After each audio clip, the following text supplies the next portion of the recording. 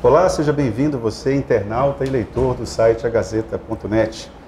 Hoje nós vamos dar sequência às nossas entrevistas com o candidato Márcio Bittar, candidato pelo PSDB, coligação Aliança por um Acre Melhor. Candidato, recentemente, no último sábado, o IPEA lançou uma pesquisa, divulgou uma pesquisa, foi divulgada na Folha de São Paulo, e classificou o Acre como um dos 9 estados mais endividados da federação. Caso o senhor se eleja, que herança é essa e como gerenciar esse tipo de problema? Primeiro quero te agradecer a oportunidade, cumprimentar as pessoas que utilizam essa ferramenta moderna e que veio para ficar, e dizer também da alegria e da honra de ser candidato a governador da nossa terra. E dizer às pessoas que eu não seria candidato de qualquer maneira. Eu tenho um sentimento de grande responsabilidade com o Estado, com o nosso povo e com a sua história. Eu sou do PSDB, então eu não podia ser candidato sozinho. Havia um momento em que quase ninguém acreditava que o Aécio Neves cresceria a ponto de, hoje, claramente no Brasil, apontar para um segundo turno entre ele e a atual presidente do PT. Mas lá atrás não havia essa certeza. E se eu ganho a eleição para governador do Acre com o PT governando o Brasil, se eu estivesse sozinho, eu teria uma grande dificuldade para governar o Estado. Na medida em que eu consegui construir uma aliança de 10 partidos políticos, a aliança no Brasil de um grupo que não está no governo do Estado e nem no governo federal, é a maior aliança do Brasil. Mas esse cenário político que o senhor teceu aí a respeito dessa construção que foi feita, de que forma isso facilita o seu trabalho, especificamente em relação às finanças públicas, como eu havia lhe perguntado, a sanidade fiscal do Estado, capacidade de endividamento? Como é que esse cenário político acaba lhe auxiliando num possível mandato? Olha, alguém tem que arrumar a casa. A casa está desarrumada. A casa está muito desarrumada, o governo está grande demais e é preciso que a gente gaste menos com o governo para gastar mais com as pessoas. Não tem cabimento. O PT ele quer praticamente colocar todo mundo do partido dentro do governo. Não cabe. E quando o PT faz isso, aumentando secretarias, cargos de confiança, politizando o Estado, partidarizando o Estado, como nenhum outro partido fez na história ou esteja fazendo, alguém tem que pagar a conta. Como o dinheiro não nasce, eu conheço árvore que dá banana, manga, mas dinheiro eu não conheço. Então, para dar conta dessa máquina extraordinária que o PT construiu para sua panela, aí aumenta a carga tributária. Portanto, o Acre tem uma das mais altas cargas tributárias do Brasil, o que inibe a economia.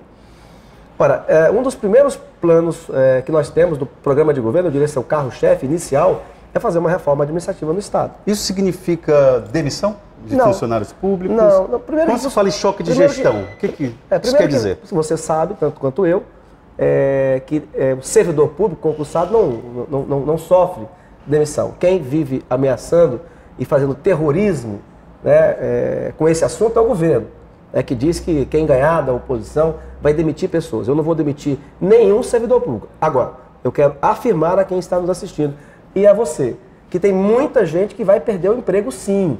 Agora, quem é que vai perder o emprego? As pessoas que foram presas no ano passado e que estão recebendo R$20 mil do governo do Estado, porque a pessoa tem que ter ficha limpa para, no meu governo, quem for ocupar cargo comissionado vai ter que ter ficha limpa para assumir função pública. Um monte de ex-prefeitos denunciados por um monte de falcatruas que recebem 20, 24, 18 mil reais do governo para fazer política o dia inteiro. O ex-candidato a governador Osmir Lima, por exemplo, em 1990 era candidato contra o PT achava que ele tinha feito tudo de mal, inclusive no banco do Banacre.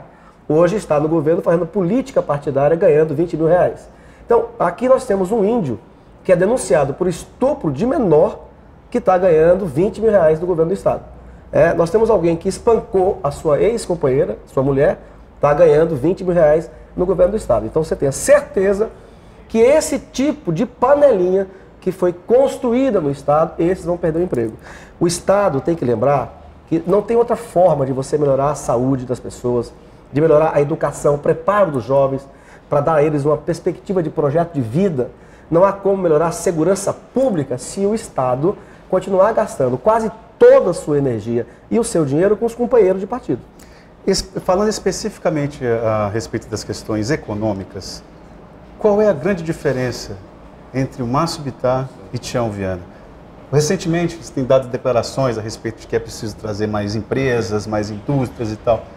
Na retórica, é a mesma coisa que o Tião Viana fala. O que diferenciar? O que iria diferenciar uma gestão do Márcio Bittar? Olha, nós somos pessoas diferentes. Quem tem que julgar quem é melhor ou não são os eleitores. Tá? Vamos ao fato. Vamos falar de fato. No governo petista, o Acre não conseguiu sair do 20º lugar no IDH. No governo petista, nós temos 30% da população acriana vivendo na linha da pobreza, o que significa dizer viver com R$140 por mês.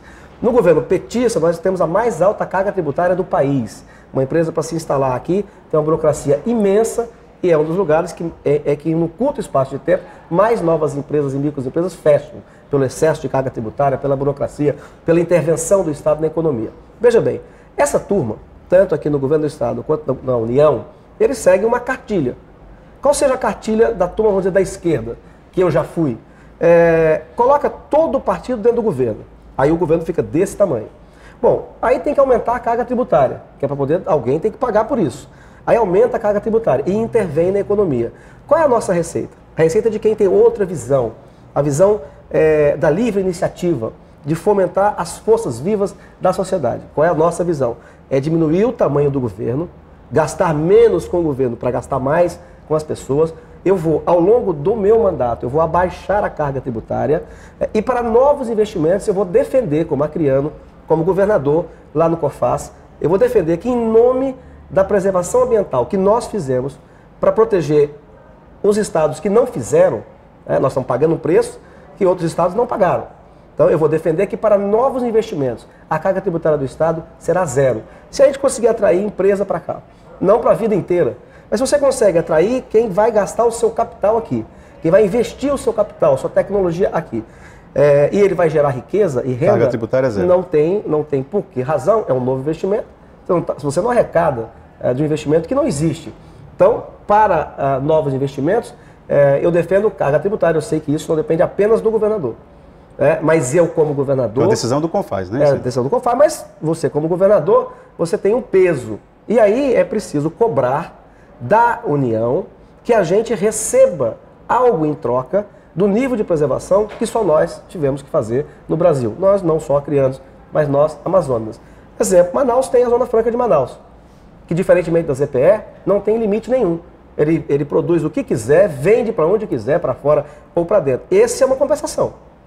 Nós não temos isso. Quais são os estados que mais preservaram? O Acre, Roraima e o Amapá. A Amazonas também, mas a Amazonas tem a Zona Franca de Manaus. Esses outros 3 estados, incluindo o nosso, qual é a compensação que temos? Nenhuma. Então, o Brasil tem que entender, isso é uma coisa que tem que compreender isso, e o governador tem que cobrar, e eu vou cobrar isso, para novos investimentos, carga tributária zero, por um tempo, até que a empresa possa se instalar. E qual é a diferença entre o modelo deles e o nosso modelo? Eu vou levar para o governo o conhecimento, o saber, a técnica. Quem tem que dizer o que é que o Acre pode produzir, qual é a relação que nós temos que estabelecer com o Peru, que é um país importantíssimo para o nosso futuro, porque está crescendo 5 vezes mais do que o Brasil, é o estudo, é a técnica. O que nós temos que fazer? Despartidarizar o governo.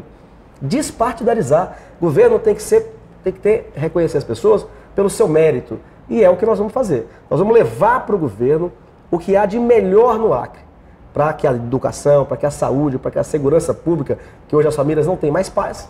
Ninguém está mais sossegado no Acre, todo mundo com medo de ser assaltado, de ser assassinado, os índices de violência estouraram no Acre.